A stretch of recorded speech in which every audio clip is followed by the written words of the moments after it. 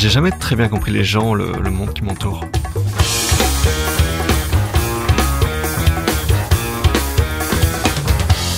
Bon, mais c'est l'occasion d'essayer. Je suis Guillaume Haché, vous écoutez 70 minutes avec.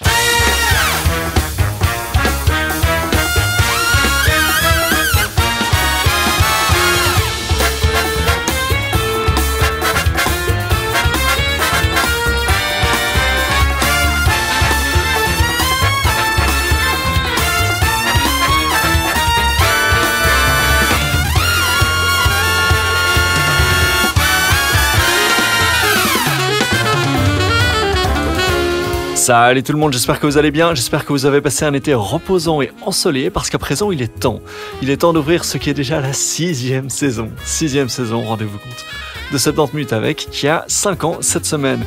Et pour ce faire, j'ai rencontré Vincent Laurent, qui est sociologue spécialisé sur les questions de santé publique. Ça faisait un moment que je voulais le rencontrer, il est professeur à l'UCL, ici à Bruxelles, mais il m'avait répondu à l'époque qu'il n'était pas dispo parce qu'il était en Indiana. Voilà, bon, ça arrive. Bref, je l'ai rencontré cette semaine et on a parlé ensemble de tabagisme.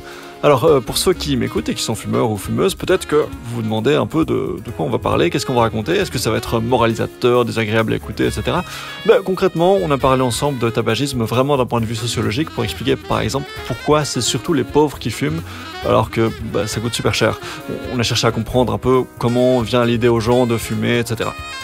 Sur ce, je vous souhaite une très bonne écoute.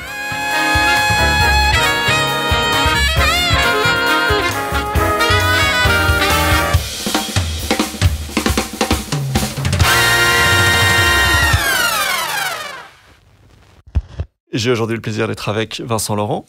Bonjour Vincent. Bonjour. Vous êtes sociologue, politologue et économiste et professeur de sociologie médicale et de politique de santé à l'UCL. On vous reçoit aujourd'hui pour parler de questions de tabagisme, en particulier chez les jeunes, et de politique de prévention. Première question que j'ai envie de vous poser, c'est qu'est-ce qui vous a amené en tant que sociologue à approcher de ces questions-là en particulier, c'est-à-dire des questions de santé publique et plus précisément la question du tabac sur lequel vous avez pu travailler ces dernières années? C'est une très bonne question. Au départ, je n'étais pas particulièrement intéressé par les questions de tabagisme, mais j'y suis arrivé parce que le tabagisme, si vous voulez, est un facteur explicatif majeur des inégalités d'espérance de vie entre les différentes couches socio-économiques d'une population. Ah. D'accord. C'est donc explicatif plus que révélateur. C'est vraiment c'est la non, cause c'est centrale. explicatif. Oui, c'est explicatif. Donc, il y a en Belgique une différence d'espérance de vie d'environ 6 ans entre les catégories les plus favorisées et les moins favorisées, plus faibles dans les moins favorisés. Et un des déterminants majeurs de ces différences, c'est la consommation de tabac, en fait. Et donc, en fait, j'ai voulu expliquer un peu un paradoxe. Comment est-ce qu'on peut expliquer que des populations modestes fument plus, alors que, d'une manière générale, leur état de santé est déjà plus précaire à la base, mais surtout, le tabac, ça coûte énormément. Oui, c'est ça. Et donc ça, c'était un paradoxe qu'on a essayé d'expliquer dans la première vague de l'étude Sydney. Ok, mais effectivement, donc l'étude Sydney, c'est ça sur laquelle vous avez pu travailler ces dernières années, qui a eu lieu de 2013 à 2018, qui s'intéressait notamment au tabagisme chez les très jeunes, à l'école secondaire et voilà, jeunes adultes. On va effectivement s'approcher de ces questions, comme vous le disiez, assez paradoxales, assez étonnantes. Si on reprend les choses à la base et qu'on s'intéresse à pourquoi est-ce que les gens fument, avant de s'intéresser plus particulièrement aux questions, aux strates plus pauvres, plus riches et autres, et diviser ainsi notre société. Concrètement, dans les pays occidentaux, il est depuis très longtemps interdit de faire la publicité pour le tabac à la télévision et autres.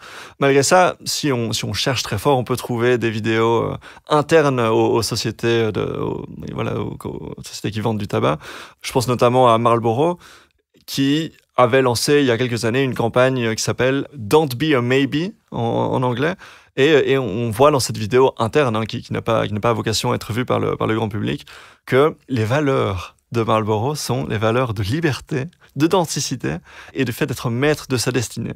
Et voilà, il voulait faire en sorte que les fumeurs comprennent mieux les valeurs que Marlboro représente en particulier.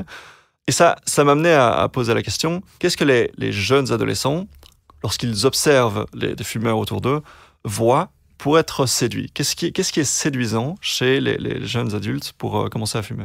Je dirais que votre question, il faut la prendre par 2 angles. Il y a la question de l'initiation, Qu'est-ce qui fait que des adolescents se mettent à fumer? On appelle ça l'initiation. Et puis après l'initiation, il y a l'autre aspect du problème. Qu'est-ce qui fait que des adolescents, des adultes, continuent à fumer? Et en fait, on peut répondre à votre question qu'en les séparant, ces deux questions-là. Bien sûr, oui. Et donc ici, sur l'initiation en particulier. Voilà. Sur l'initiation, en fait, ce qu'on sait, c'est qu'il n'y a aucun adolescent qui se lève le matin en disant « je vais me mettre à fumer ».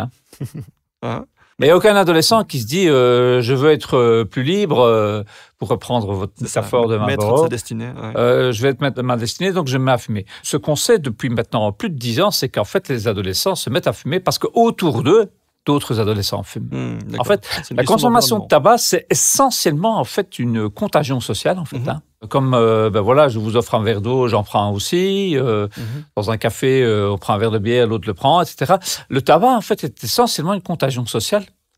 Et donc, en fait, ce sont des effets d'imitation ou d'influence qui sont assez complexes en termes d'interaction sociale. Mais si je dois donner une réponse assez simple, c'est essentiellement, en fait, dans le contexte de l'apprentissage social, en fait. Je veux appartenir à un groupe. Et Dieu sait, chez les adolescents, appartenir à un groupe quand on a entre 12, 13, 14 ans, c'est super important. Et si ce groupe se manifeste par une prévalence plus élevée de consommation de tabac, je vais me mettre à fumer pour appartenir à ce groupe. Donc, c'est essentiellement un mécanisme d'influence et d'apprentissage social. Donc, il n'y a pas alors la notion de fameuse cigarette qui a l'air cool, ou peut-être un peu quand même. Est-ce qu'il y a une notion d'esthétique? Est-ce que la cigarette rend cool finalement? Ou bien est-ce que c'est strictement, même si on trouve que c'est dégueulasse, la contagion sociale fait que, voilà, on a envie de... Le côté cool, c'est le côté du fait que ce comportement va me permettre de m'identifier ou de me rapprocher du groupe. Et l'appartenance au groupe est cool. Mais c'est plus une conséquence sociale qu'un signal du comportement. Ou plus exactement, le comportement donne un signal d'être cool. Parce que je suis dans un groupe qui fume, ou parce que je veux me rapprocher d'un groupe auquel je m'identifie plus. C'est ça. Quand on fait maintenant des enquêtes auprès des adolescents, en général, ils sont extrêmement conscients de tous les risques et les aspects non cool du tabac. La laine, les couleurs des doigts, des dents, une série de facteurs. En fait, ils savent que c'est pas cool. D'accord, ok. Et qu'est-ce qui fait la différence alors entre les fumeurs occasionnels, je crois qu'en Belgique, on tourne autour de 4%, selon les chiffres qui sont disponibles, 4% de personnes, et c'est assez stable, sur les 20-25 dernières années, environ 4% de fumeurs occasionnels. Qu'est-ce qui fait la différence entre les personnes qui sont des fumeurs occasionnels et les fumeurs réguliers, quotidiens? Ça, c'est principalement lié au deuxième aspect dont je vous parlais, c'est-à-dire la rapidité et en même temps la force de dépendance qui est derrière la nicotine. En fait, vous avez des personnes qui vont fumer, mais qui ne vont pas devenir très dépendantes, pour des raisons principalement génétiques, biologiques, mais qui vont pouvoir s'abstenir de fumer. Une des questions, si vous voulez, qui permet de mesurer le plus facilement la dépendance d'une personne au tabac, c'est quand vous vous réveillez, combien de temps avant la première cigarette?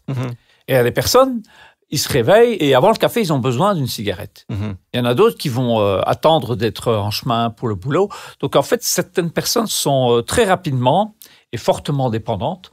D'autres sont moins rapidement dépendantes et d'autres restent relativement peu dépendantes. Les fameux fumeurs occasionnels dont vous parlez, en fait, c'est des personnes qui, pour des raisons, à mon avis, un mix d'histoire de consommateurs et de vulnérabilité génétique sont beaucoup moins dépendants à la consommation de tabac. Il y a un facteur de l'ordre, je pense, de 30% d'irritabilité dans la dépendance au tabac. Et donc, vous évoquiez cet aspect génétique, la question de l'accoutumance, la dépendance à la nicotine. Un facteur génétique dans la rapidité et la force d'accoutumance. C'est ça, oui. Pas dans le fait de vous mettre à fumer. Bien sûr, oui. On parle de cette deuxième étape, comme vous disiez, ce deuxième stade. Concrètement, quand on va les interroger, eux, sur tiens, pourquoi est-ce que vous fumez? Qu'est-ce qui fait que vous continuez à fumer alors que, comme on sait, c'est terriblement nocif? Souvent, la question du stress va être évoquée. Et la cigarette va être évoquée comme étant quelque chose de terriblement soulageant, qui fait du bien, ça détend, etc. Oui. Est-ce qu'il y a une vérité là derrière ou est-ce Mais non, c'est le sevrage, en fait. C'est le syndrome du sevrage, en fait. Donc, vous fumez, donc en fait, vous réduisez votre anxiété. L'anxiété qui est causée... Qui est liée au sevrage, en fait. Voilà, l'anxiété qui est causée par le manque, oui, la dépendance. Bien sûr. Donc, en fait, si vous voulez, ils mélangent la cause et l'effet. Hein. C'est ça. Mais c'est vrai, quand vous faites des enquêtes, en général, les gens vous disent « Ah ben oui, quand je me mets à fumer, c'est dans un moment de détente. » En plus, souvent, avec les politiques de répression du tabac, ils sont souvent ensemble.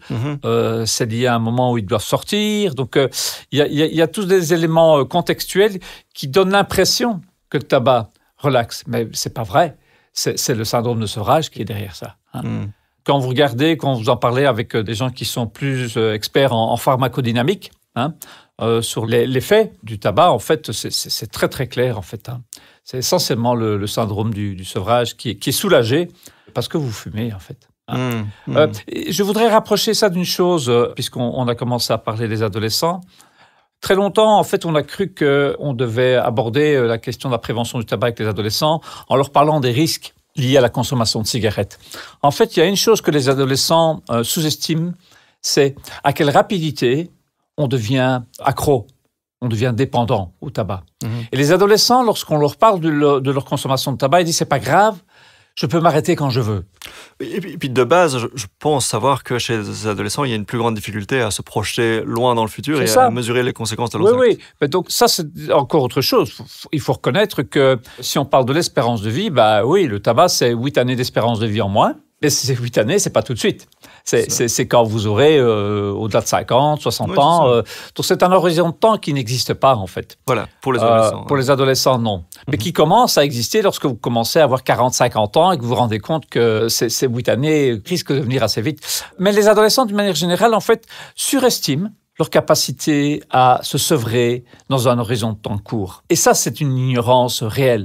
Hein. Il y a eu quelques grosses études aux États-Unis où en fait ils ont mis l'accent là-dessus et maintenant c'est le point d'accroche. C'est surtout en fait rendre les adolescents conscients qu'en fait ils perdent leur liberté, contrairement à votre campagne d'information de Marlboro. C'est ça. En fait, se mettre à fumer, c'est perdre sa liberté en fait. Oui, tout l'inverse. Créer une dépendance. Oui. Vous-même, est-ce que vous avez déjà été fumeur ? Non.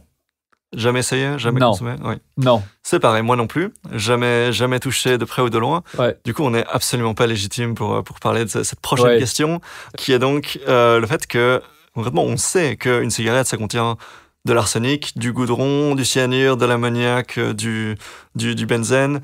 Donc c'est, en principe, je présume, et vous présumez aussi que ça doit être absolument dégueulasse. Et c'est ce qu'on entend, hein, ce qu'on peut entendre, c'est que la première cigarette, d'après les témoignages que j'ai pu entendre, est assez dégueulasse. Ouais. Est-ce que c'est juste de dire que la première cigarette est dégueulasse, mais que les suivantes sont tolérables parce que l'addiction s'est déjà installée ?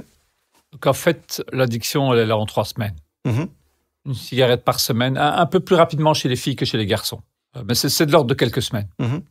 Donc une cigarette par semaine et au bout de 3-4 semaines, en fait... une ou un adolescent devient dépendant. En fait, c'est dégueulasse, mais il faut bien se rendre compte que, comme pas mal de comportements de santé ou de comportements à risque dans le domaine de la santé, ce sont des comportements qui sont appris avec les autres. Hein. Donc au début, les adolescents, par exemple, ils tirent, mais ils n'avalent pas. Oui, comme Bill Clinton. C'est ça, voilà. Ils crapotent, comme ils disent. Et donc, à ce moment-là, ils ont des remarques des autres. On apprend, en fait, avec ses amis. On apprend à consommer, mais aussi on apprend à accéder aux cigarettes, hein, puisque, comme mentionné dans mon question, il y a toute une problématique d'accès à la cigarette. Oui, on peut y arriver maintenant. Comment est-ce que les jeunes de 15-16 ans arrivent à accéder au tabac alors que... D'ailleurs, en Belgique, c'est à partir de 16 ans, oui. Donc c'est intéressant votre remarque, parce que jusqu'à peu, c'était le cas. Oui. Et la Belgique était... un outlier par rapport aux autres pays européens. On laissait les adolescents de 16 ans acheter des cigarettes. Ça a été revu il y a 2-3 ans. Ah, ok. J'ai plus la date en tête. C'est entre autres un des résultats de cette étude de Sydney.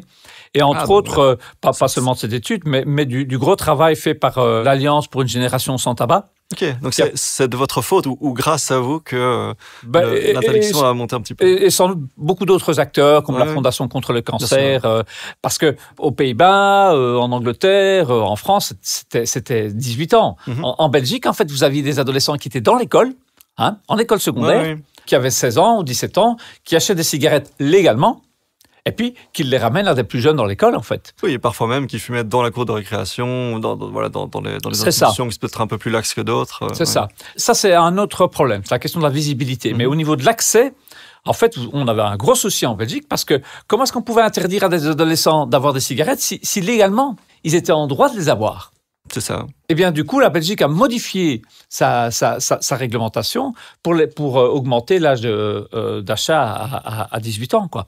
Mais on l'a fait, et ça, c'est symptomatique de pas mal de politiques de santé en Belgique. On l'a fait très tard par rapport aux autres. On l'a fait un petit peu en rechignant, et de manière assez particulière. Les partis qui sont en théorie, où on s'attendrait en théorie qu'ils soient plus en faveur d'une réglementation comme cela, n'étaient pas en faveur de ça. C'était lesquels pour Eh bien, le Parti socialiste, par exemple, je me rappelle de la conférence organisée par l'Alliance pour une génération sans tabac, n'était pas vraiment en faveur pour des politiques de répression dans ce domaine. Parce que c'est vrai que vous retrouvez dans une population plus modeste une prévalence plus élevée de consommation de tabac. Voilà. Et donc, c'était le gros paradoxe, c'était de dire, est-ce que je vais protéger les anciens fumeurs ou je protège ceux qui sont à risque de se mettre à fumer? Il y aurait un lien alors avec l'électorat du PS qui est peut-être un peu plus, ou très certainement même... moins favorisé que les autres et qui rejoindrait alors votre remarque de tout à l'heure, comme quoi il y a plus de fumeurs chez les populations plus modestes. Voilà. Mais ceci dit, on doit reconnaître qu'entre-temps, ils ont modifié leur point de vue là-dessus. Et donc finalement, ils ont soutenu la modification de la loi. C'est plutôt une bonne chose. On parlait des effets nocifs du tabac, des choses qu'on a pu lire et entendre dans certaines études dans les années 90, en particulier, je pense à des études américaines. On parlait de l'effet sur l'anxiété, notamment, prétendu soulageant pour le stress. Il y avait ces études qui prétendaient que le tabac augmentait les capacités cognitives, augmentait la qualité de la mémoire et ce genre de choses.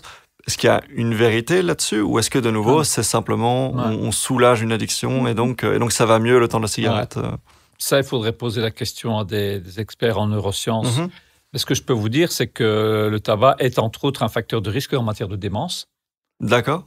Ça, c'est sur le long terme, alors. Sur le long terme, c'est montré. Donc, parce que vraiment, on peut vraiment parler à des fumeurs qui vont prétendre qu'ils ont un sentiment de clarté, d'aisance, des capacités cognitives augmentées, le temps d'une cigarette, selon eux. C'est des choses qu'on peut entendre. Oui, bon, on dit beaucoup de choses dans ce domaine. Ce qu'on sait, c'est qu'on perd 8 années d'espérance de vie et que ça tue la moitié des consommateurs. Et alors que ça a un effet non seulement sur un horizon de temps assez long, mais ça a un effet sur votre capacité respiratoire, sur votre sexualité, sur le teint de votre peau, sur vos cheveux. Donc l'un dans l'autre, est-ce qu'on ne devrait pas évaluer cette question-là sur l'impact du tabac sur le fardeau de la maladie? Et le fardeau de la maladie, pour 15%, c'est le tabagisme. Il faut bien se rendre compte que 15%, je ne parle pas simplement des années perdues, mais des années perdues, entre autres à cause d'une invalidité ou d'une incapacité. 15% de tout le fardeau de la maladie, c'est le tabac. C'est quand même énorme.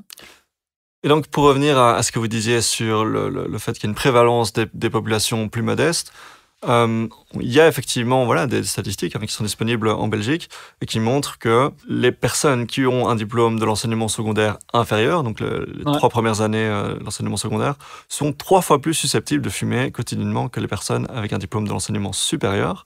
Pour la cigarette électronique, ce rapport, c'est plutôt 2,4, quelque chose comme ça. Qu'est-ce qui explique cette différence que vous évoquiez déjà tout à l'heure? En fait, il y a plusieurs facteurs qui sont derrière là, mais principalement, c'est un effet de réseau. C'est-à-dire que les jeunes adolescents de milieux plus modestes, en fait, on les retrouve beaucoup plus fréquemment exposés à la consommation de tabac parmi leurs amis. Donc notre étude Sydney, en fait, ce qu'elle a montré, c'est que au plus vous montez dans la stratification sociale des jeunes, et mesuré par plusieurs manières, le revenu des parents, le niveau de scolarité des parents, ou aussi, de manière très intéressante, le niveau de performance académique des adolescents eux-mêmes. Au plus vous allez vers le haut, si je puis dire, au moins vous êtes exposé à des amis fumeurs, dans votre premier degré de séparation, c'est-à-dire vos amis directs, dans le deuxième degré de séparation, les amis de vos amis, et même dans le troisième degré de séparation, les amis des amis de mes amis. Et également, au moins, vous êtes exposé au tabagisme à la maison.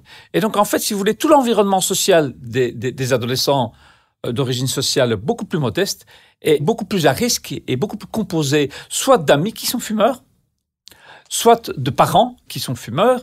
Et donc, on retrouve là le phénomène de la contagion sociale, mais qui n'est pas, en fait, distribué de la même manière chez ces différents adolescents. Et alors, un autre effet qui, lui, est plus institutionnel, c'est que vous avez 2-3 fois plus de tabagisme dans les écoles professionnelles et techniques par rapport aux écoles d'enseignement technique. Oui. Et là, vous avez, si vous voulez, une cristallisation entre l'effet de réseau à titre individuel, mais l'effet institutionnel qui est lié au fait que certaines écoles, en fait, ont des prévalences 2-3 fois plus élevées qu'une autre école qui se trouve dans la même ville. L'étude Ciné, par exemple, était très intéressante parce qu'on a pris à Namur, on a pris 7 écoles. Namur, c'est tout petit, hein. C'est la même législation, hein. C'est la même communauté qui finance tout ça. Et en théorie, ça devrait être la même promotion de la santé. Mais vous avez des différences de prévalence énormes au sein de la même ville entre écoles, entre autres selon le statut socio-économique de l'école. Hein. Donc en fait, c'est essentiellement des questions de réseau qui viennent être en partie modulées par ce qu'on peut appeler les politiques de régulation ou de contrôle de la consommation de tabac dans ces écoles. Hein. Grosso modo, vous aviez des écoles, hein, on doit parler au passé, puisque c'est une étude qui date déjà, vous aviez des écoles qui, grosso modo, fermaient les yeux sur la consommation du tabac dans l'école. Vous aviez des écoles avec des fumoirs tout à fait, oui. Dans l'école. Notamment les internats et compagnie. Voilà. Et alors, parfois, c'était des fumoirs pour les profs. Et les profs disent, oui, mais ça, c'est les élèves, c'est interdit, mais nous, on peut. Avec toute la question de la crédibilité, finalement, d'une interdiction. Si, d'un côté, pour les profs, c'est autorisé, et pour les élèves, ça ne l'est pas. Et puis, alors, vous aviez des lieux dans lesquels les écoles, finalement, autorisaient ou fermer les yeux sur la consommation des adolescents. Il faut bien se rendre compte que dans l'étude de Ciné, on a, grosso modo, entre 1/4 et 1/3 des adolescents qui disaient voir fumer dans l'école. Et les résultats dont je vous parle ici, c'est au niveau européen, puisque c'était une étude internationale. Je pense que c'était un petit peu plus élevé du côté namurois. Donc, énormément de visibilité du tabac dans les écoles, et en particulier dans les écoles techniques, professionnelles. Et alors, le méga drame, c'est, en fait, même si vous ne pouvez pas fumer dans l'école, en fait, vous repoussiez la consommation du tabac à l'entrée d'école. Ah oui, bien sûr. Tout le monde s'y retrouve là. Et donc là, vous magnifiez la visibilité du tabac parce que, bon, c'est interdit dans l'école, mais alors, on repoussait les fumeurs, que ce soit des enseignants et des étudiants, à fumer à l'entrée d'école, ce qui avait un peu l'effet inverse, c'est de rendre le tabac plus visible. Ce qui est le cas aussi dans les hôpitaux, par exemple. Oui, et ça, si vous regardez un petit peu à l'étranger, hein, je reviens par exemple d'un séjour de 6 mois aux États-Unis, vous ne verrez jamais quelqu'un fumer devant l'entrée d'un bâtiment. Jamais. C'est interdit. Vous devez aller ailleurs. Hein. C'est en général, vous avez des panneaux à l'entrée qui vous disent que vous ne pouvez pas fumer à moins de 10 mètres ou de 15 mètres ou de 20 mètres. Même parfois, sur des lieux de promenade publique dans les parcs, vous ne pouvez pas fumer dans les lieux publics. Et là, de ce côté-là, la Belgique à mon avis, a encore pas mal de choses à faire pour réduire la visibilité de la consommation, entre autres à l'entrée des écoles. Hein. Alors, plein de questions qui se posent à ce moment-là. Déjà, voilà, vous évoquez par exemple le fait que c'est magnifié dans les écoles techniques et professionnelles. Vous donnez des chiffres pour concrétiser le fait que, effectivement, plus les performances académiques sont élevées, moins il y a de fumeurs parmi les amis, de la famille, 2e degré, 3e degré, ainsi de suite. Mais vous n'expliquez pas vraiment pourquoi. Mais en fait, si vous voulez, les réseaux sont à l'origine des inégalités. La composition du réseau social est différente. Et donc, si vous êtes un adolescent de 12 ans, 13 ans, et vous entrez dans une école professionnelle et que vous êtes exposé à un groupe d'amis où la prévalence est 2-3 fois plus élevée qu'un autre groupe d'amis, dans une autre école où la prévalence est beaucoup plus faible, tout simplement, votre propension d'initier le tabac est beaucoup plus élevée. Et donc c'est très récursif en fait, puisque oui, bien sûr. Le fait que le tabac soit beaucoup plus prévalent dans les classes sociales moins privilégiées, dans les écoles techniques et professionnelles, est causé par le fait que le tabac est plus prévalent dans les écoles techniques et professionnelles. Est causé par le fait que les réseaux de relations sociales de ces adolescents, soit dans les écoles professionnelles les plus prévalentes, soit dans les autres écoles, qu'il y a ce qu'on appelle de l'homophilie dans les relations sociales. Donc ça, c'est le deuxième paramètre de l'explication des réseaux. Si vous voulez, nos relations sociales, elles sont homophiles. On est attiré par les gens qui nous ressemblent. Oui, mais on est attiré par les gens qui nous ressemblent, entre autres, sur la classe sociale. Oui. C'est ça. Dans une école, elles sont tombées momentanément des écoles type technique et professionnelles. En fait, on sait que les adolescents ont une tendance plus élevée à frayer, à développer des relations et à les maintenir avec d'autres adolescents qui sont similaires à eux. Similaires à eux sur deux caractéristiques. On va laisser tomber tout ce qui est plutôt sociodémo, âge et genre, puisque c'est moins l'objet ici. Mais en particulier, la performance scolaire. Donc, un adolescent a tendance à frayer avec d'autres adolescents qui sont de la même performance scolaire et d'autre part de la même classe sociale.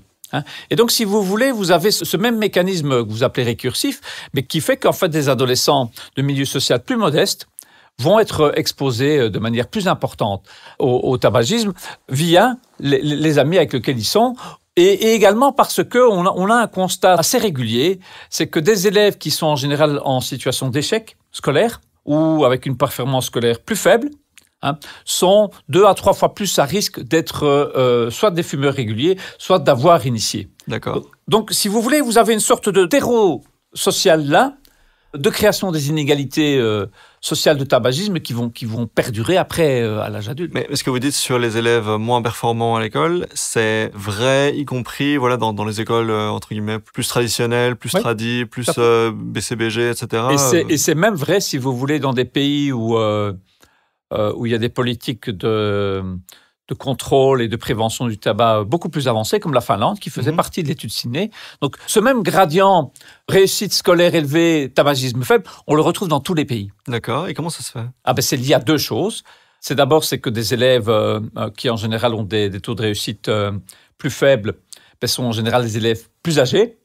OK. Des élèves plus âgés... En particulier en Belgique, où on fait beaucoup de redoublement. Oui, donc il y a la question du redoublement. Mais ces élèves-là, si vous voulez, sont des élèves qui ont une trajectoire, une exposition, ou simplement la probabilité, puisqu'ils sont un peu plus âgés, d'avoir été exposés au tabac plus élevée que des élèves qui ont une réussite scolaire plus favorable. Et deux, c'est que souvent, ce sont des élèves qui viennent de milieux sociaux plus modestes. Et donc, qui amènent, si vous voulez, avec eux, leur environnement social, et y compris leur environnement lié au tabac. En fait. D'accord, oui, OK. Si vous voulez, l'homophilie des réseaux sociaux a cet effet qui consiste à magnifier une petite différence dans une inégalité et qui, du fait de ce réseau social-là, en fait, va être amplifié au sein de l'école, mais aussi entre écoles. D'accord, oui. Donc vraiment, la faible performance scolaire et le tabagisme vont avoir une cause commune qui serait l'environnement social plus modeste et donc vous disiez l'homophilie relationnelle, qui fait que tout ça va, entre guillemets, tourbillonner, entre guillemets, se renforcer. C'est ça. Ce sont des mécanismes dynamiques qu'on retrouve, par exemple, dans plein de choses.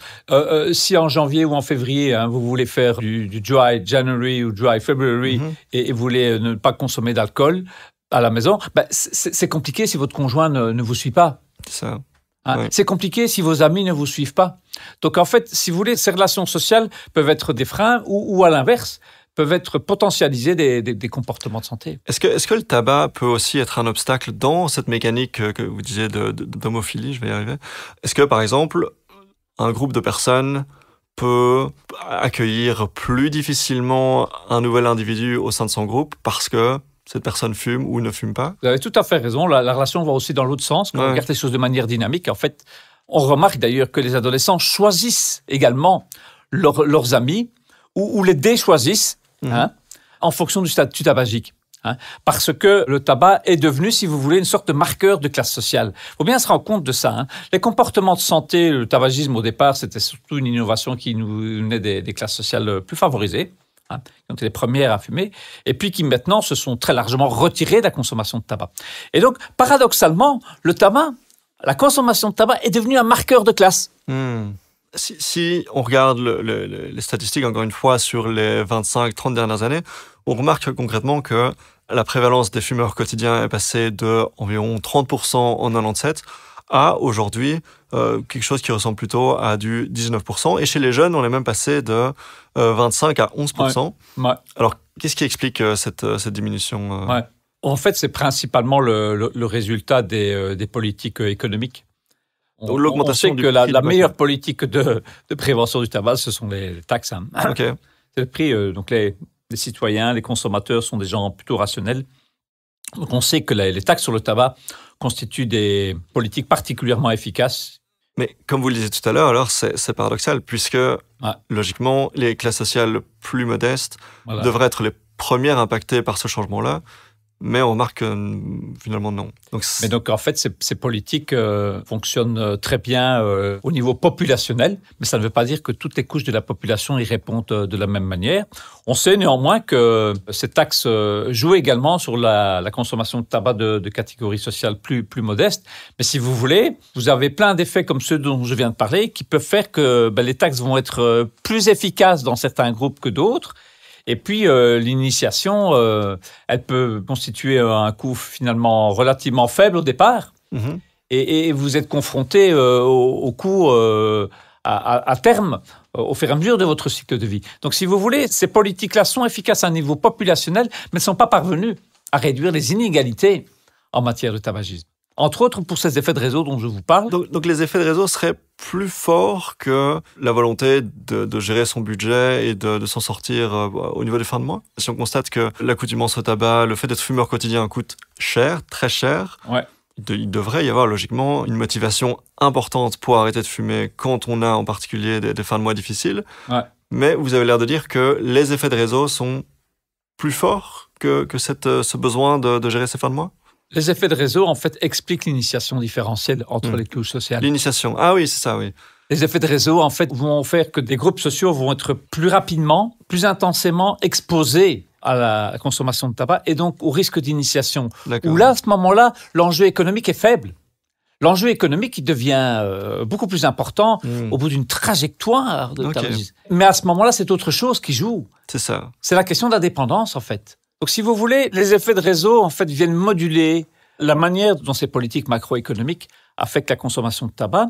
On doit y ajouter les milieux de vie aussi dans lesquels évoluent ces adolescents. Hein. Une politique, en fait, elle peut être implémentée de manière assez différente d'un milieu à l'autre. Hein. Et ça, c'est peut-être le deuxième facteur sur lequel on peut mettre l'accent, c'est l'application de la réglementation sur le tabac. Et dans l'étude Sidney, ce qu'on a montré, en fait, c'est que grosso modo, les écoles étaient relativement tièdes à appliquer la réglementation sur le tabac. Grosso modo, dans toutes les écoles européennes, hein, les 50 écoles qu'on a étudiées en 2013, et puis on en a eu 38 qui ont été réinterrogées plus tard, sur les 50. D'abord, ce qu'on a constaté, c'est que le score était environ de 6 sur 10.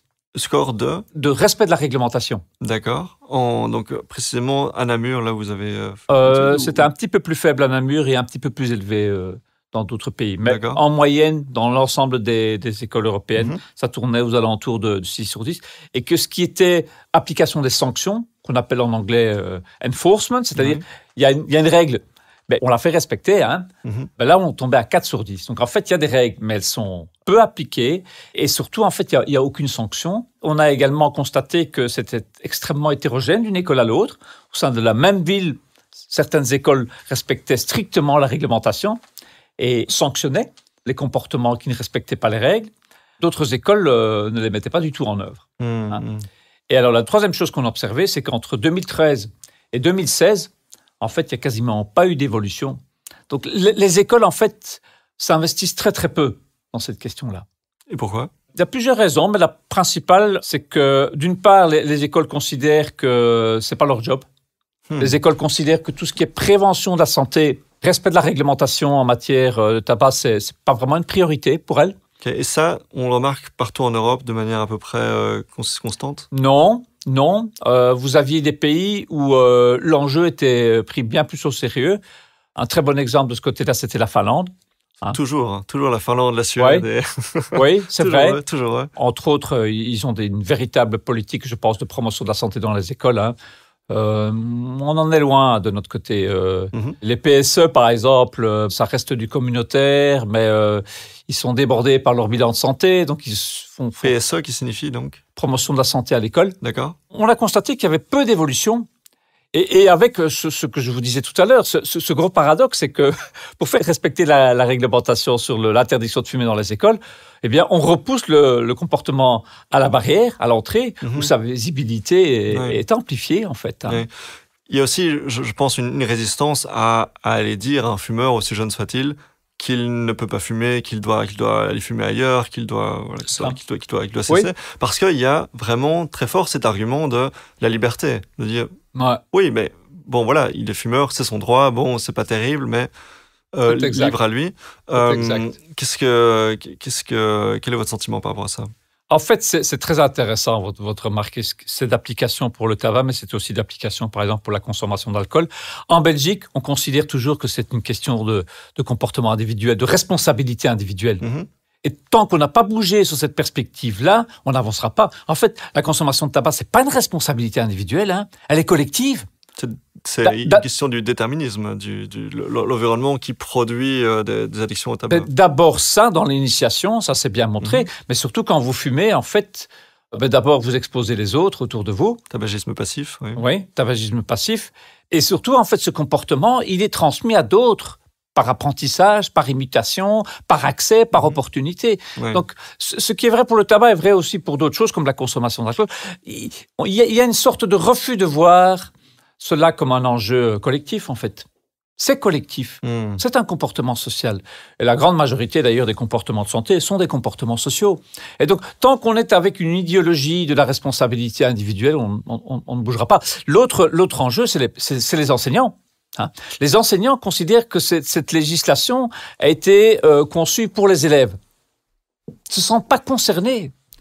Mais comment voulez-vous être crédible pour appliquer une réglementation dans une école si les élèves savent que par ailleurs, finalement, on ferme les yeux sur la consommation des enseignants dans l'école?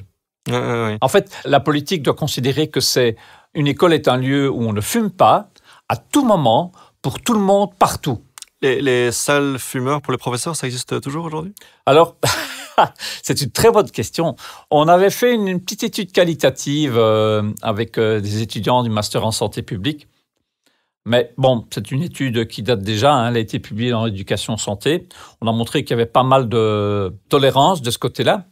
J'aurais envie de poser la question à la Fédération Wallonie-Bruxelles, où en est l'évaluation de l'interdiction de 2006, en fait, hein, puisque grosso modo, c'est depuis 2006. Où en est l'évaluation Effectivement, moi j'étais à l'école secondaire en 2006 et c'était absolument, elle était toujours là, la salle fumeur. Oui, donc la réglementation a été prise à ce moment-là.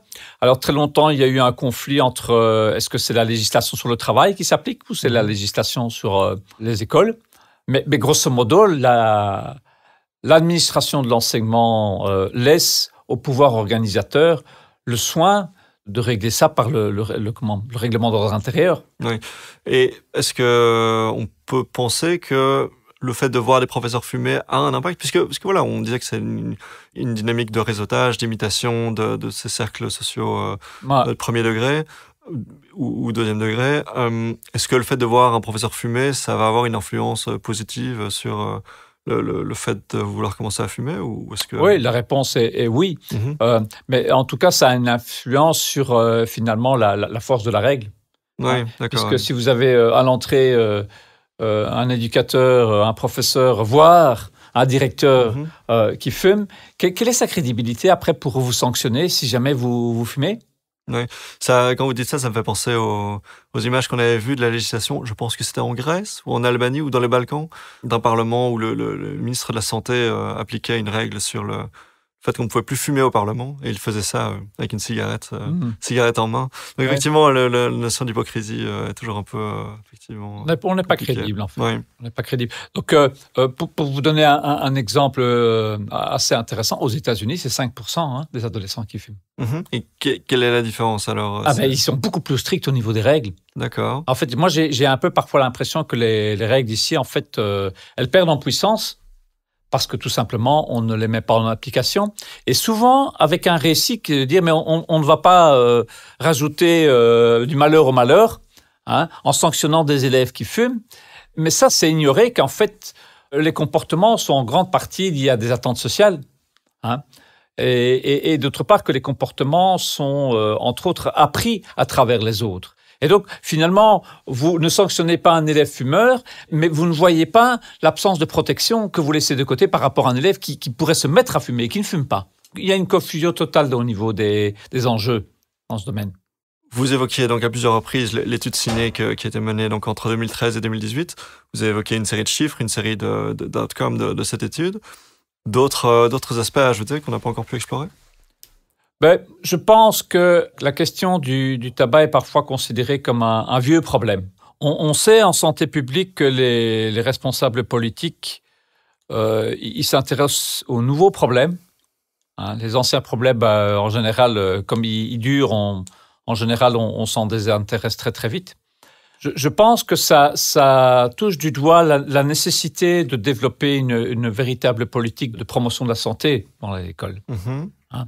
Le tabac en est certainement une dimension pertinente dans pas mal d'écoles, peut-être plus dans certaines écoles que dans d'autres. Hein. Quand j'en parle, par exemple, avec mes collègues néerlandophones, ils me regardent en me disant « mais c'est déjà plus un problème en Flandre ». Donc sans doute que différentes régions sont confrontées différemment à ce problème-là. Mais ce dont on a besoin, que ce soit à Bruxelles, en Wallonie, mais aussi même en Flandre, c'est une véritable politique de promotion de la santé dans les écoles qui requiert sans doute, à mon avis, de revoir un petit peu la manière dont les compétences sont mises en œuvre dans ce domaine. Puisque, rappelez-vous, si je peux me permettre, les assuétudes, c'est les régions, mais la promotion de la santé, c'est la communauté. Et donc, moi, je pose la question, OK, mais qui s'occupe de la promotion de la santé dans les écoles qui concerne les assuétudes, en fait? C'est la fameuse lasagne institutionnelle belge qui revient régulièrement dans ce podcast sur c'est la faute à qui doit gérer ça? Oui, c'est ça. Mais c'est-à-dire que, voilà, la lasagne, elle est là et c'est pas à moi de dire qui doit faire quoi.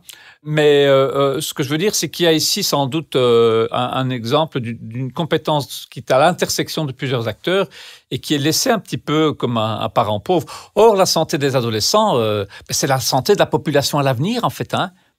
Nos comportements de santé, ils sont appris grosso modo à l'école, à travers les pairs. Mm-hmm. Alors, c'est vrai pour le tabac, mais c'est vrai aussi pour le cannabis, c'est vrai pour la consommation d'alcool, c'est vrai pour l'activité physique, c'est vrai pour plein de choses.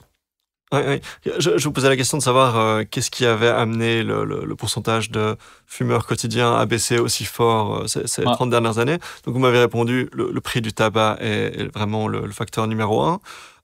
Les questions de politique de répression dans les restaurants, dans les avions, dans certains lieux publics, est-ce que ça a eu un effet aussi? Oui, mais ça participe de ce qu'on appelle la dénormalisation d'un comportement. Mm-hmm. Si vous voulez, le prix, il vient créer un désincitant, économique à ne pas continuer à fumer ou éventuellement pas s'y mettre à fumer.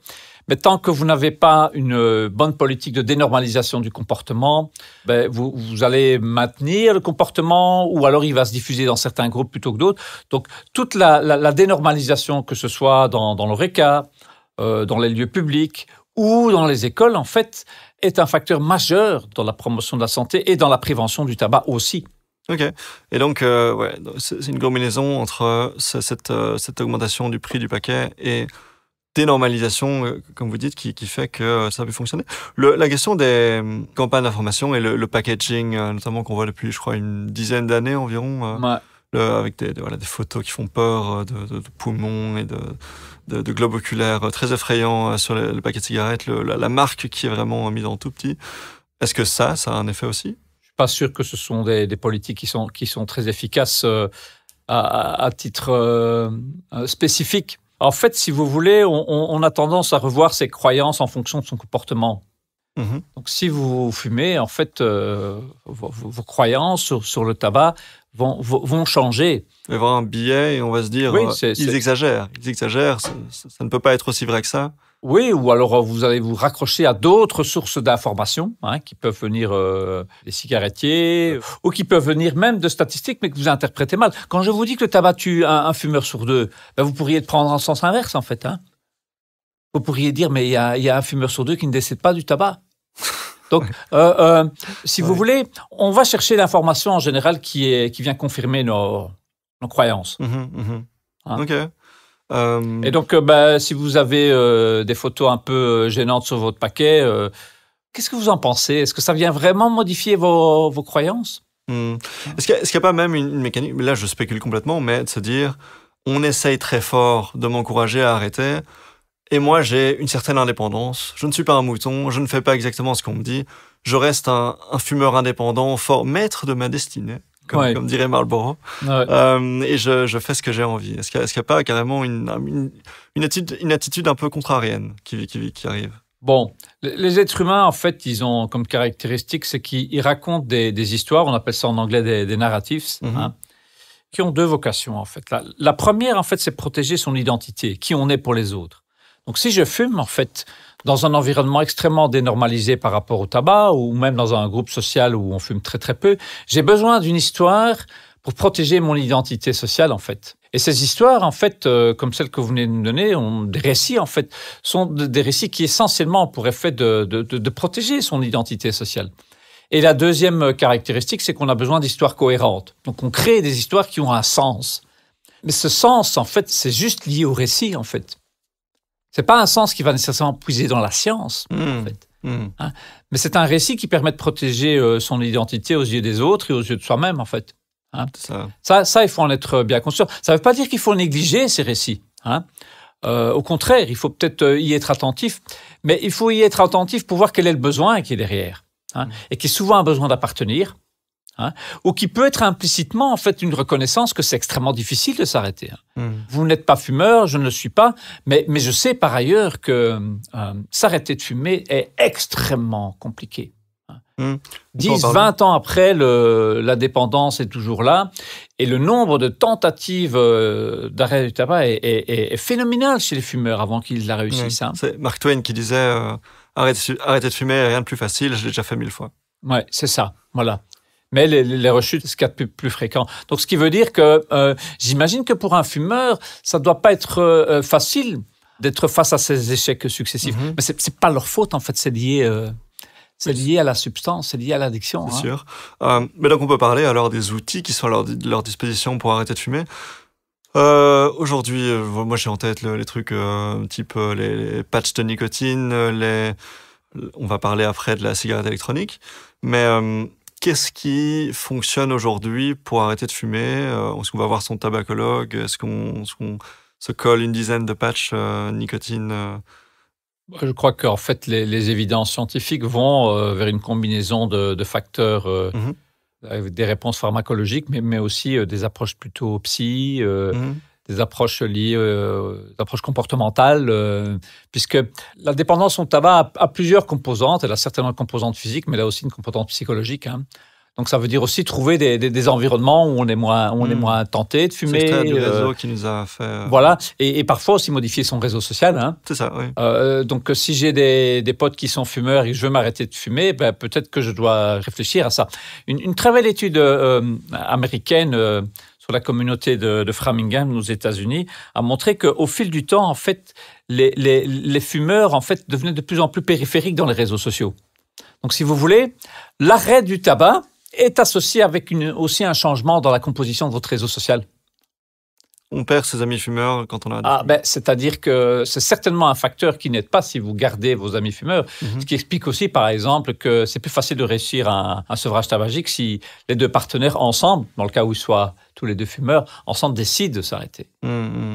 Donc, de la même manière que c'est un comportement social à l'initiation, c'est sans doute aussi un comportement social lors du sevrage.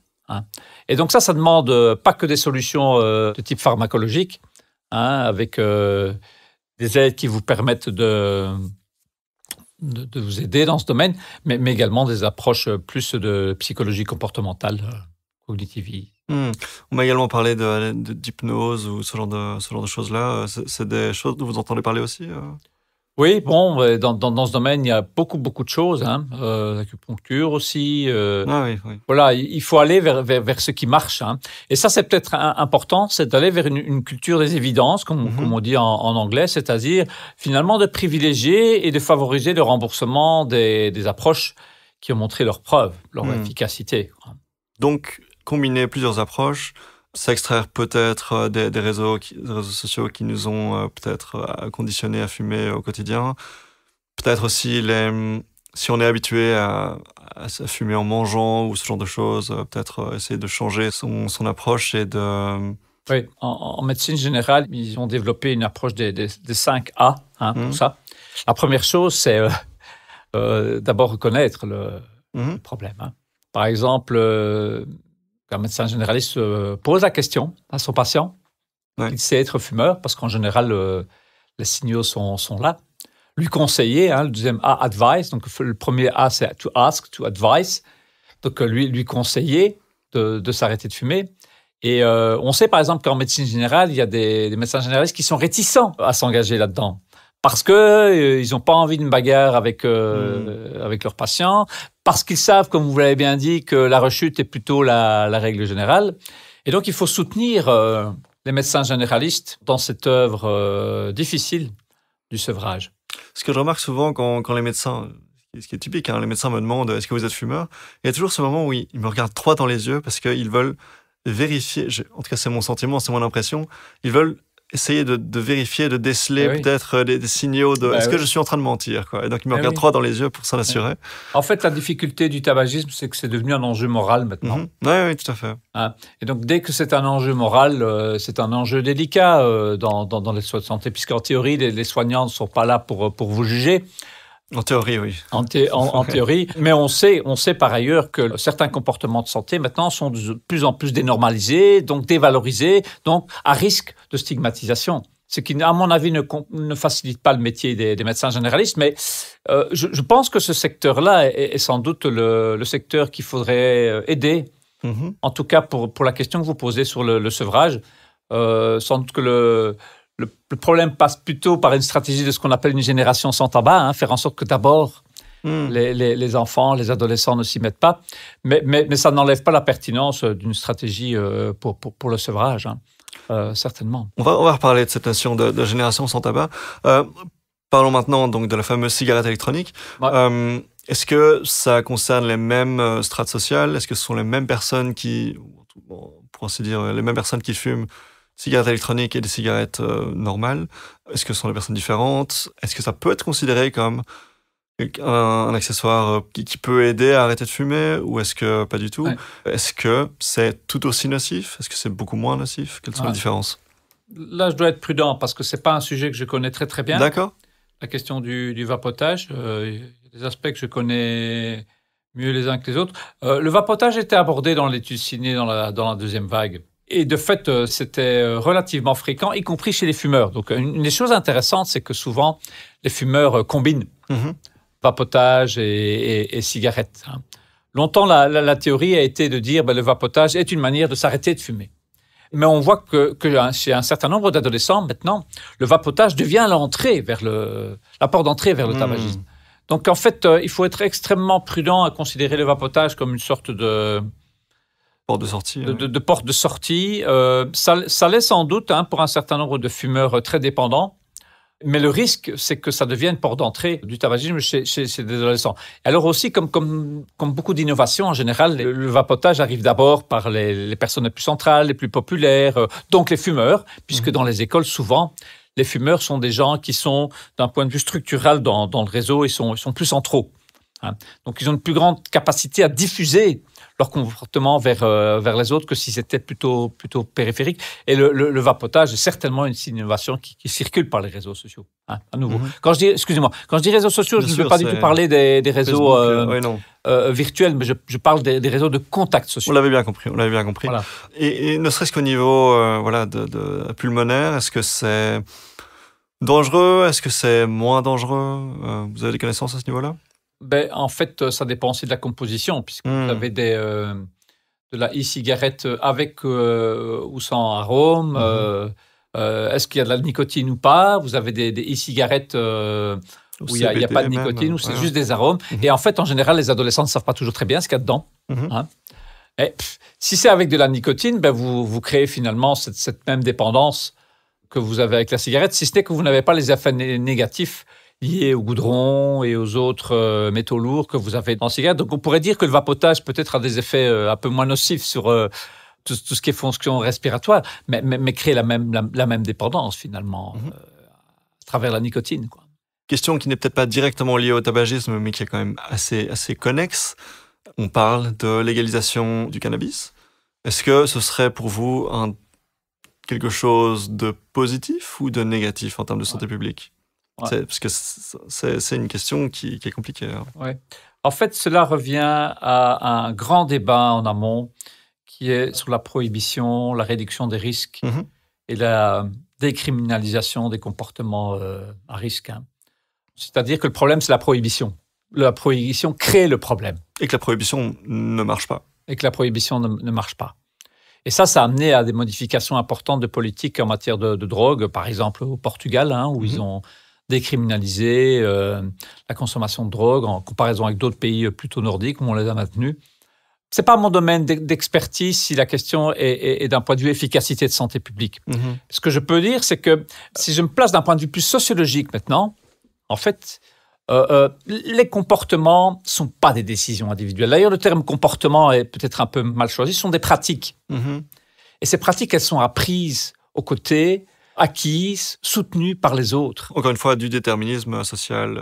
Le terme déterminisme va peut-être un peu loin, mais en tout cas, ne pas oublier qu'une bonne partie de ces pratiques sont acquises à travers les relations sociales. Un conditionnement, si ce n'est pas un déterminisme, un conditionnement. C'est ça, une influence en tout cas sociale. Et puis qui se retourne dans l'autre sens, c'est-à-dire une fois que vous avez le comportement ou la pratique, vous modifiez votre réseau social, entre autres, pour cadrer avec cette pratique. Hein. Donc il y a des effets dynamiques là derrière aussi. Et je pense que la prohibition, pour revenir à votre question, peut avoir pour effet de contribuer à une dénormalisation d'un comportement qui, d'un point de vue santé publique, n'est peut-être pas nécessairement favorable. On connaît les risques liés au cannabis, hein, et il y a toujours cette question sur le lien entre cannabis et incidence d'épisodes, par exemple, de schizophrénie. Hein. C'est un long débat. La solution n'est sans doute pas, la recherche n'est sans doute pas conclusive là-dessus. Mais je reviens des États-Unis et à la fin, j'étais à Portland. Aux États-Unis où c'est devenu largement légalisé. Voilà, Portland en tout cas, dans l'État d'Oregon, c'est autorisé. Mais la ville de Portland est une ville qui accueille des quantités invraisemblables de SDF qui sont dans des états de santé misérables, précaires. Comme dans je beaucoup de doute villes fort que nos édiles publics voudraient arriver à des choses comme ça. Donc, est-ce que les deux sont liés? Ça, je ne suis pas sûr. Ben, en fait, ces substances sont liées entre elles. Souvent, les consommateurs sont un peu les mêmes. Hein. Donc, en l'occurrence, en Oregon et en Californie, c'est principalement une crise sur des antidouleurs, hein, la méthamphétamine, le fentanyl, etc. Donc, des antidouleurs qui ont été, entre autres, promus par des firmes pharmaceutiques. Hein, la firme Purdue, si je me rappelle bien, et la prescription par des médecins. Donc, c'est pas lié à la consommation de cannabis, de fait. Mais les substances, en fait, lorsqu'on les normalise, en fait, peuvent avoir des effets de santé publique plutôt négatifs. Hein. Donc, moi, je suis pas en faveur d'une normalisation de la consommation de tabac. Sans doute qu'il y a une différence entre... Du cannabis. Du cannabis, pardon. Sans doute qu'il y a une différence entre décriminaliser versus autoriser. Hein. Vous pouvez avoir une politique qui vise à ne pas criminaliser la consommation. Mais c'est différent de dire vous autorisez la consommation. Oui, la revente, le trafic, et ainsi de suite. Voilà. Je crois d'ailleurs que les Pays-Bas sont en train de réfléchir à cet égard, sur cette question de la consommation de cannabis, puisque ça a parfois des effets inattendus. Ça peut enrichir aussi des réseaux criminels qui vivent de ce commerce. Donc, personnellement, moi, je ne suis pas en faveur d'une légalisation de comportements qui présentent en fait encore des doutes quant à la santé mentale de la population et en particulier des adolescents.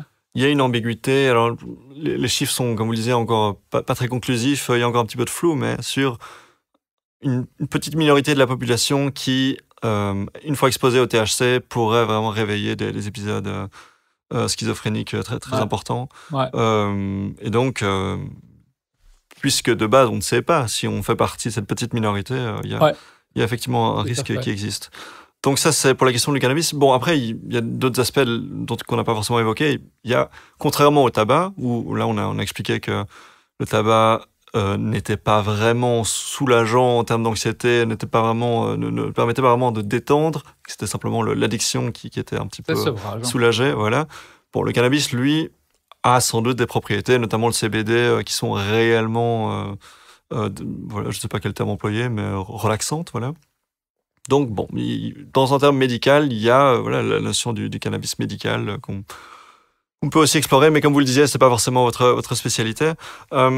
Parlons alors maintenant des objectifs en termes de santé publique dans un horizon court ou lointain. Un exemple qui est intéressant, c'est celui de la Nouvelle-Zélande, puisque vous parlez d'une génération sans tabac. Tout à fait. La Nouvelle-Zélande a prévu d'interdire, d'ailleurs je dis a prévu, je ne sais pas si c'est déjà en application, mais prévu d'interdire en dessous, à partir d'une certaine année, si vous êtes né après une certaine année, vous ne pouvez plus acheter de paquets de tabac et vous ne pourrez plus jamais le faire. Et l'idée, c'est que ça disparaisse de façon permanente. Est-ce que vous trouvez que c'est une idée intéressante? Si vous avez suivi le dossier, est-ce que vous savez si c'est déjà en application? En Nouvelle-Zélande, c'est ça que je ne sais pas si c'est déjà l'application en Nouvelle-Zélande. Je crois qu'ils approchent du endgame, comme on appelle ça, beaucoup plus que nous. Je ne saurais pas répondre à cette question-là. D'accord. Mais sans parler précisément de la Nouvelle-Zélande... Mais par contre... Est-ce que l'idée vous paraît intéressante? Je pense que c'est une idée intéressante. Mais qui est intéressante à partir du moment où vous avez atteint une prévalence suffisamment basse pour que cette mesure soit réaliste. N'oubliez pas qu'une mesure de réglementation, en fait, elle sera efficace si elle est implémentée. Et donc, peut-être que ce qu'on pourrait faire, c'est d'abord être rigoureux dans l'implémentation des réplementations qu'on prend en matière de tabac. Oui. Donc vous disiez, dans les écoles, il existe des réglementations, mais elles ne sont pas vraiment enforced. Elles ne sont pas appliquées. Ouais. Et donc, pour répondre à la question qu'on se posait il y a un instant, donc la question de la génération sans tabac en Nouvelle-Zélande, ce sera à partir de 2025. Donc, on s'en approche, mais c'est pas encore en application. Très bien. Donc, si je vous pose la question des objectifs qu'on peut se fixer en termes de santé publique vis-à-vis du tabac, précisément en Belgique, votre réponse, c'est appliquer les réglementations qui existent déjà? Je pense qu'en ce qui concerne la communauté Wallonie-Bruxelles, l'enseignement, en fait, ce serait de mettre en œuvre les décisions qui ont été prises. Et de les mettre en œuvre, ça veut dire monitorer la situation. Comment est-ce qu'on peut savoir où on en est si on ne monitore pas la situation? Peut-être aussi de développer une politique de promotion de la santé dans les écoles un peu plus ambitieuse. Les PSE sont certainement un acteur très important, mais ce sont des acteurs qui sont sans doute sous-financés pour mener une politique ambitieuse dans le domaine de la promotion de la santé. Et alors trouver une cohérence entre des compétences qui relèvent des régions, puisque tout ce qui est assuétude relève maintenant des régions, et d'autre part, le monde de l'école, qui lui relève toujours de la Fédération Wallonie-Bruxelles, et de l'État fédéral d'ailleurs, qui a dans ses mains une série de leviers économiques et réglementaires également. Ce qui renvoie d'ailleurs à la déclaration de décembre 2022 sur le plan fédéral pour une génération sans tabac, dans lequel un certain nombre de choses ont été décidées d'ailleurs. D'accord. Je n'étais pas du tout au courant. Qu'est-ce qui a été décidé Mais donc en fait, ils ont décidé d'augmenter le prix des cigarettes, d'améliorer le contrôle en matière de tabac. Donc il y a une série de mesures qui ont été décidées dans ce domaine. Une série de mesures pour être encore un peu plus dur avec les consommateurs de tabac, mais on ne sait pas si ça va donner une génération sans tabac. Non, mais ça, il faut mesurer un peu l'efficacité de ces mesures. Donc il faut du monitoring et puis il faut une mesure d'effet, quoi. Ce qui, pour moi, revient à la question d'évaluation de nos décisions, nos politiques. On prend une politique, on prend une décision, quelle qu'elle soit. Peut-être qu'on a besoin de pouvoir évaluer ce qu'on fait. Est-ce que c'est efficace? Est-ce que c'est efficace chez tout le monde? Est-ce qu'on est équitable? Est-ce qu'on est équitable et efficace à un coût modéré? Est-ce qu'il n'y a pas des effets secondaires? Parce que parfois, des politiques qui sont prises ont des effets un peu inattendus. Comme ce que je vous disais, on interdit de fumer dans les écoles, à l'intérieur des écoles, et pouf, le comportement se déplace à l'entrée de l'école. Donc, je pense que avoir, à côté d'une politique ambitieuse, une évaluation de ce qu'on fait. Ce qui me fait d'ailleurs penser à ce qu'on entend souvent, et je ne suis pas sûr que ce soit très crédible, mais je voulais le vérifier avec vous, comme quoi la vente de tabac était finalement un income, une rentrée d'argent importante pour l'État et qu'il n'était pas forcément intéressé à voir le nombre de fumeurs diminuer. Est-ce qu'il y a une vérité là derrière ou Non, ça je pense que c'est un discours très simpliste. Oui, je pense aussi. Qu'on entend souvent, d'ailleurs dans la bouche des fumeurs. Puisqu'ils essayent finalement, comme je vous le disais tout à l'heure, à protéger un peu leur identité sociale. Quand ils vous disent ça, en fait, ce qu'ils vous disent, moi je rapporte de l'argent à l'État. En fait, c'est ce qu'on appelle une évaluation budgétaire. Ce que vous venez de faire, c'est une évaluation purement budgétaire. Une évaluation économique, parce qu'elle va vous dire, si vous perdez 8 années d'espérance de vie, vous les multipliez par 50 à 60 000 $ par année, et votre compte est bon pour dire c'est une politique qui est très coût efficace. C'est ça. Donc, il ne faut pas tomber dans une évaluation purement budgétaire dans ce domaine-là. La vie a sa valeur économique. Et donc, on a pu discuter de cette question à travers un prisme sociologique, les différentes strates qui sont plus ou moins affectées, les questions de politique de santé, les questions économiques. Est-ce qu'il y aurait encore un ou plusieurs aspects que vous souhaiteriez évoquer avant qu'on se quitte ? Oui, pour moi, en fait, cette question du tabagisme chez les adolescents est une sorte de prisme intéressant pour considérer qu'on a peut-être tendance à oublier le poids et l'importance de ce groupe social que sont les adolescents, qui ont peu de poids politique. En tout cas, jusqu'à 18 ans, ils ont pas de poids politique. Ils vont bientôt pouvoir voter ou pas, d'ailleurs. Oui, on en parle un petit peu. Et que finalement, on met énormément d'argent dans les soins de santé, entre autres pour les personnes âgées, etc. Et on peut se demander dans quelle mesure la santé des adolescents est un groupe prioritaire, en fait. Et mon sentiment, quand je regarde en particulier les politiques de promotion de la santé dans les écoles, c'est que c'est pas le cas. Or, les adolescents, c'est les adultes de demain. C'est les travailleurs de demain. Et pourquoi est-ce que ça n'est pas le cas ? Eh bien, mon hypothèse, c'est d'une part parce que ce n'est pas un public électoral qui rapporte aux partis politiques. Vous êtes en avant-dernière année de secondaire, vous ne votez pas. Oui. Et donc, pourquoi les responsables politiques s'intéresseraient-ils au bien-être des adolescents dans les écoles si ce n'est pas un public électoralement qui rapporte? Vous allez me dire c'est cynique, mais d'un point de vue purement sciences politiques, on sait que les partis s'intéressent principalement à ceux qui votent. Ce qui explique un glissement de l'attention des politiques vers les personnes âgées. Les personnes âgées constituent un public de choix pour les partis politiques parce que les personnes âgées votent, que les personnes âgées sont un groupe important. Moi, ma question, c'est est-ce que les adolescents ne pourraient pas retrouver une part un peu plus honorable dans le débat politique, dans les ressources qui leur sont octroyées, certainement dans le monde scolaire, et on voit qu'à certains égards, il y a des efforts très importants qui sont faits, par exemple, via le pacte d'excellence et des choses comme ça. Mais je pense que dans le domaine de la santé des enfants à l'école, on pourrait faire mieux, et sans doute que leur donner un meilleur poids politique pourrait être une manière d'amener les hommes et les femmes politiques, à s'y intéresser. Si on leur donne un poids politique, et que parmi ces adolescents, il y a des fumeurs, peut-être que ces adolescents fumeurs ont surtout envie qu'on leur donne une marge de liberté et qu'on les écrase moins en ce qui concerne leur consommation de tabac. Je ne suis pas sûr que tous les fumeurs sont heureux d'être fumeurs. Les adolescents fumeurs... peut-être que les adolescents fumeurs... la majorité des adolescents dans les écoles sont non-fumeurs, Dieu merci. Et vous pouvez avoir des politiques de promotion et de prévention de la santé qui aident les fumeurs à arrêter de fumer. Et au total, tout le monde s'en ressort mieux. D'abord, les finances du fumeur lui-même. Il y a une chose que peut-être les écoles oublient à propos des adolescents fumeurs. Vous savez que c'est une cause majeure d'absentéisme à l'école ? Ah non, dites-moi. Parce que les fumeurs sont plus malades que les autres. Ils ont plus de problèmes de santé, en fait. Oui. Et donc, à l'école et dans le milieu professionnel.